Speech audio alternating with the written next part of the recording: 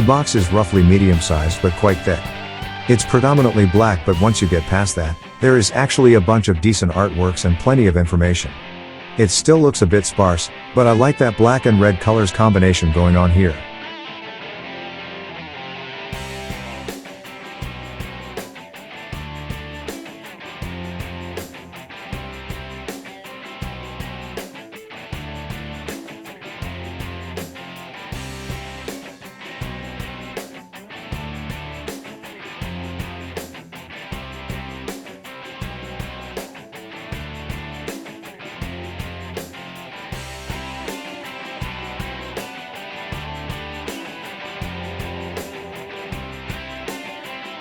The box opens on one side and it's about 3/4 full. As you can expect from such a relatively small set, there are no inner boxes, no envelopes, nothing fancy inside.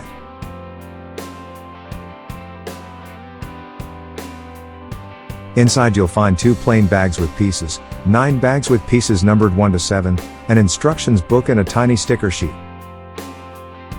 The instructions come, as usual, in a sturdy book with glued binding, and they are sufficiently clear even though some parts of the model are rather tricky to build. We also get some artwork, an overview of the functions, and a comparison between the movie Batmobile and the Lego one, and I will get back to this comparison later. What we don't get is any sort of an introduction, any info about the movie and the Batmobile's role in it, which is disappointing because I'm curious, but seeing as the set is released before the movie's premiere, it's entirely possible that the movie studio simply wanted to avoid any spoilers. And to be fair, the $42,111 Charger set, which shares this set's price and size and was also licensed from a movie, didn't include any sort of an introduction either.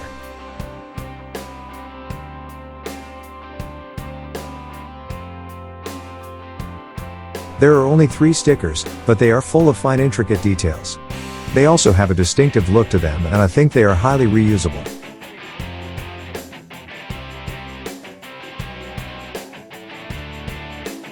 This part is just like the 13x2x5 mudguard panel introduced in the Ford Raptor set, except that it comes with a curved top rather than a flat one.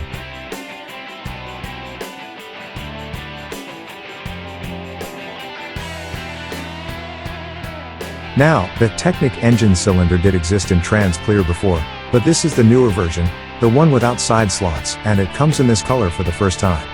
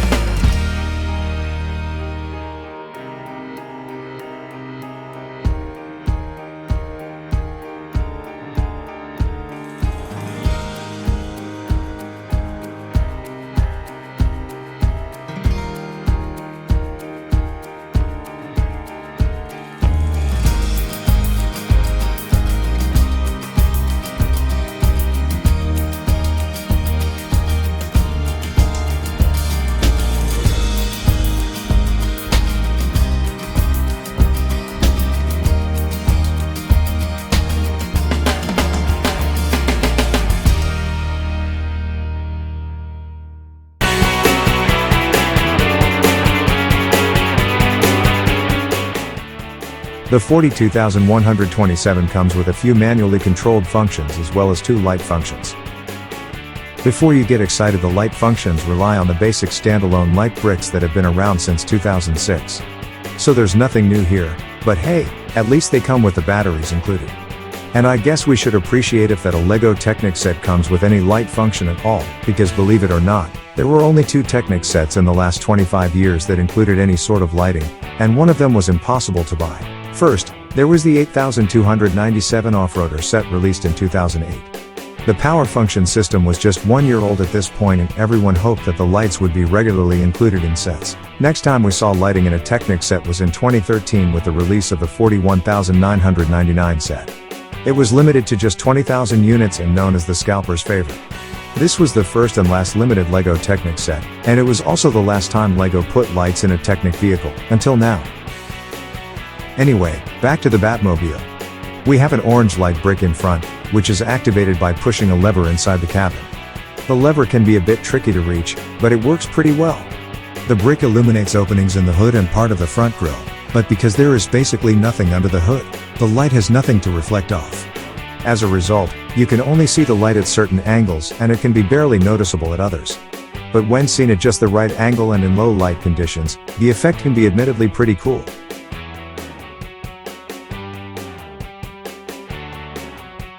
And then we have the red light brick located at the back and illuminating the V8 engine with moving pistons. This one is activated by pushing down the steering knob, which retains its steering function at all times so you can control both the steering and the lighting. The trans-clear engine looks great on its own because you can see the pistons moving inside of it, but it looks even better when lit up in red. It's a really great use of such a simple lighting equipment. On the downside, it looks weird when the engine is all lit up but the giant flame behind it is not.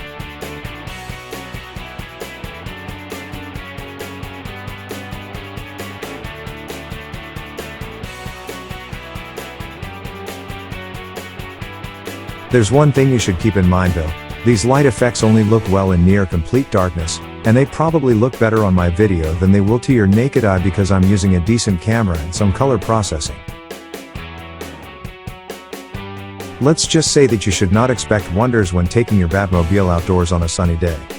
This set is best played with at night. Other functions include a hand of God steering for the front axle, with a steering radius that's actually reasonable.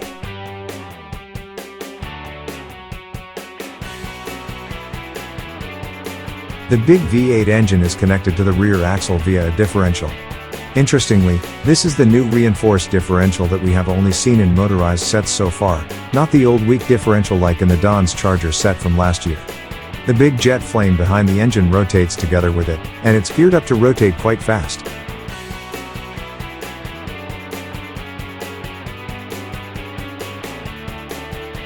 Other than that, we have the opening doors and hood, and a cabin with some interior.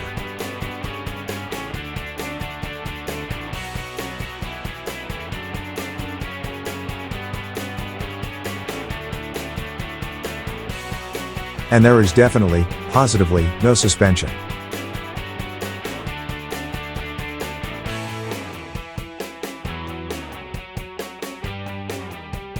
The new Batman movie comes out next year, so there isn't much reference material, but based on what I'm seeing here, the LEGO set looks rather wrong. That new Batmobile design is causing some controversy because it's quite different than anything we've seen before. But once you get used to it a bit, I think it looks fairly cool, and it's largely because of these sharp angular sides. Sides, which unfortunately look different in the LEGO version. I honestly don't know how you can model such sharp curvy edges using LEGO pieces, but obviously not like this.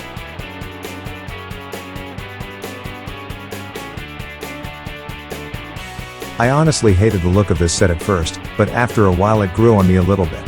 It feels like this car is made of parts that look cool on their own, but just don't quite work together when seen as a whole.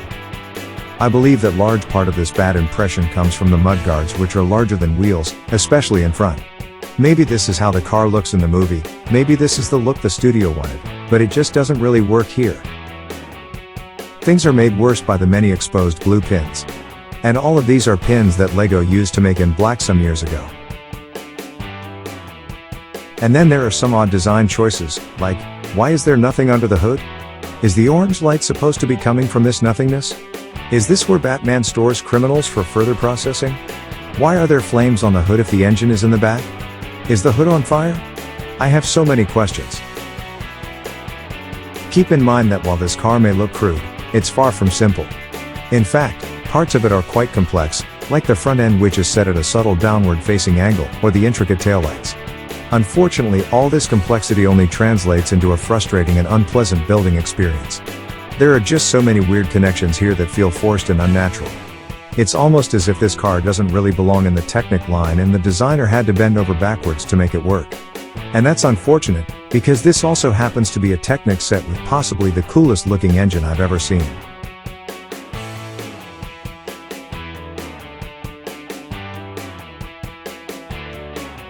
As much as I like the idea of building a Batmobile out of a muscle car, it's an idea that just doesn't translate well into a Lego set. At least not into a Technic set, not at this scale and not at this price point.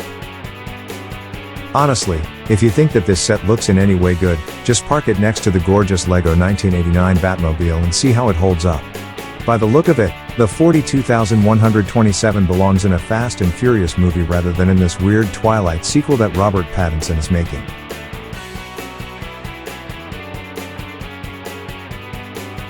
What I do appreciate about this set is the long overdue attempt at using some lighting, the use of a rear differential and the modding potential. The chassis has plenty of room for you, and I think that with some creative effort the body can be turned into a nice unicorn.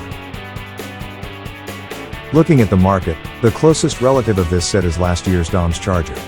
And the choice between the two essentially comes to whether you like having a suspension more than you like having some lighting. Lighting is certainly more unique, but suspension feels more Technic.